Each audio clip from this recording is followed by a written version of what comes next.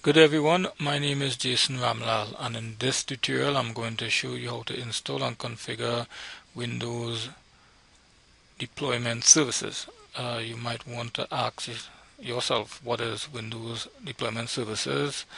And this is a technique, or rather a feature that allows the administrator within a network to deploy various instances of operating system on multiple client machines within the network. This is a very valuable feature because it saves money and time. So without further ado, I'm going to get right into it. Now, first thing first, you're going to go to your server manager or your initial configuration, and you're going to hit add role. Okay, you're just going to hit next, and you're going to look for Windows deployment services. This is it right here. I'm going to click that box, and we're going to hit next. This is a basic information about the Windows deployment services. You can feel free to read through it, but it's not necessary right now, so you could hit next right here. You're going to ensure these two boxes are checked, that the deployment server and the transport server. This is basically, these items are self-explanatory. Deployment server provides the full functionality of Windows deployment services. If you skip right down here, it's going to tell you the deployment server is dependent on the core parts of the transport server. So basically these two work hand in hand. So we're going to hit next. Then we're going to hit install. I'm just going to wait until that install, and I'm going to come right back. Okay, so the Windows deployment services is installed. However, there are a few things to note while you're going about installing this feature. You must have DHCP running on your server, because Windows deployment services will not work with it. Also, you must have Active Directory domain services also installed. Those are two features you must take into consideration before you go in about installing Windows deployment services. Okay, having said that, we could go ahead and hit the close box. And we're just gonna get rid of that for now. Then we're gonna hit start. We're gonna go to administrative tools. Then we're gonna look for Windows deployment services. We're gonna hit that. So you see our Windows deployment services server is here.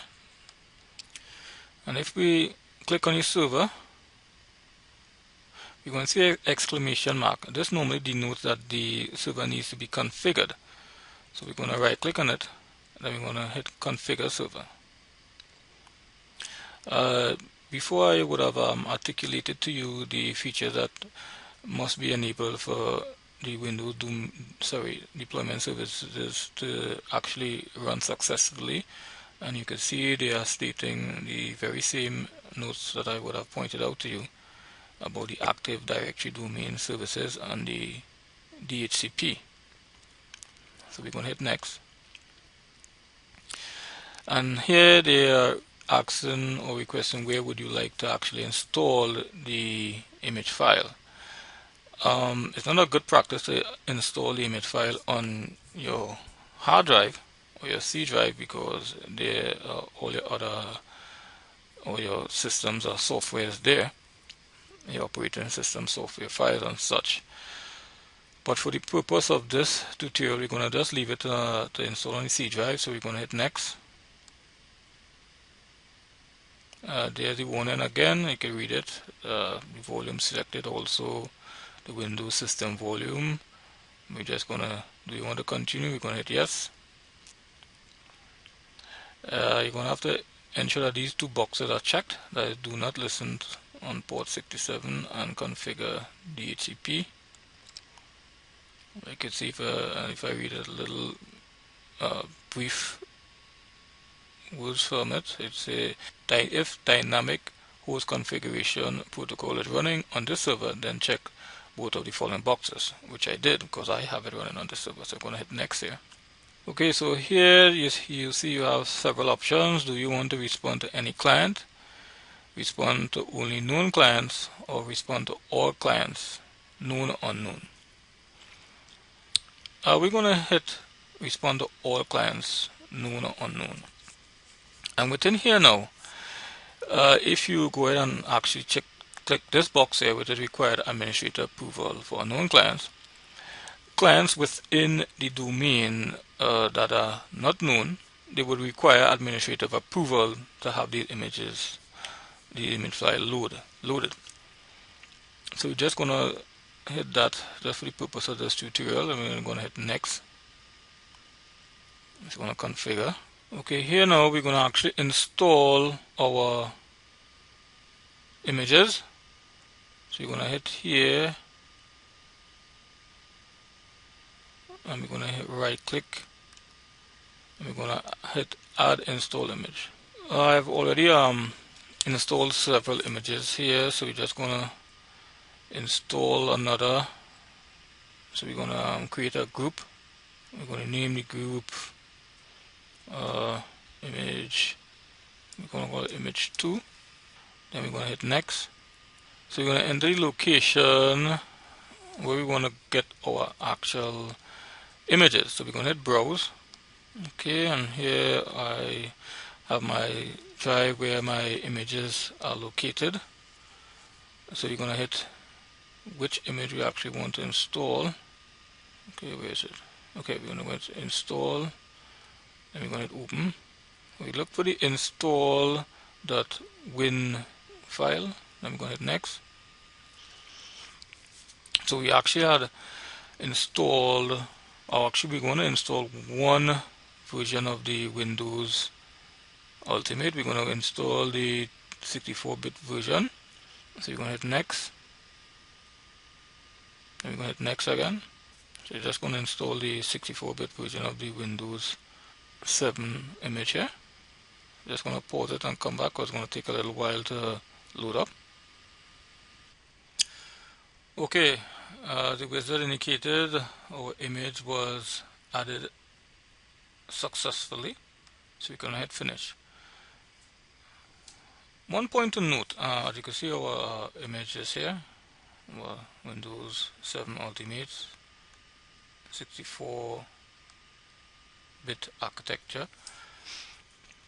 As I was saying, one point to note is a good practice to manually install what image you would like to put or what image you would like to upload, because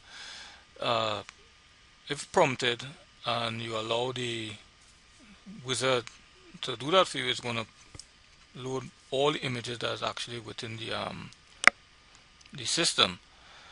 So it's a good practice for you to select the ones you would want to upload to save time. So we have uploaded our image, right? This is just one part in actually, uploading the images. The other part, we'll have to upload a boot image, and the boot image is basically, as it states, it's kind of jumpstart new client machines to initiate the installation process of our operating system. So to do this, we're just going to right click on this folder here that says boot image. We're going to add boot image. We're going to look for the actual image, so we're going to browse, and mine's supposed to actually come up because I would have added images before. So you see here it states the boot image, the boot.wim file. We're going to hit that, then we're going to hit open, then we're going to hit next. We could give it a name, so we're going to call it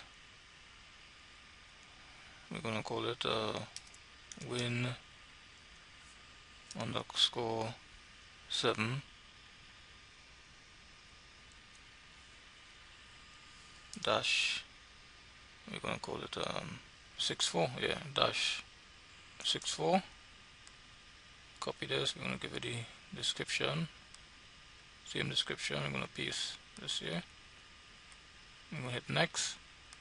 I'm going to hit next, and we're just going to allow the boot image to upload. So our boot image is successfully uploaded. So we're going to hit finish.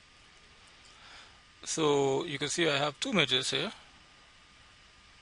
I have my boot image that was previously created, and I have the latter, which I did a few seconds ago. Made it here, -64, Win7.64. So having completed this now, what we would want to do is actually go to create our multicast transmission, and this is basically the method how these images will be disseminated to the various client machines within the network, right? As stated by Microsoft, multicast session basically conserves bandwidth in the environment where multiple clients are likely to be downloading the same operating system at the same time, right? So there are two ways we could do this. We could actually go to the multicast transmission folder here and right click on it, and we could go create multicast transmission, or we could go to the group that we created and go to the image that we uploaded, and we could right click on it and hit create multicast transmission. We could type a name for the transmission. We could give it any name. We will call it win underscore 7 dash deploy, and we could go ahead and hit next. So in this option here, the multicast option, the wizard is actually telling you the types of multicast options you have. One, you have autocast, start the transmission automatically when a client requests the image. Then as other clients request the same image, they also will join the transmission that is already stated. Or we could schedule a cast. When I say schedule a cast, there's the further options here. If we hit this first option here, that says it will start the multicast when the number of clients have requested images. So we could actually hit when 3 clients or 4 clients connect to the machine, the cast will start. Or we could actually start a further schedule relative to time and date. So for the purpose of this tutorial, we're just going to hit like 2 machines. Then we're going to hit next. Then we hit finish. And basically that's it in configuring Windows deployment services. Until next time, goodbye.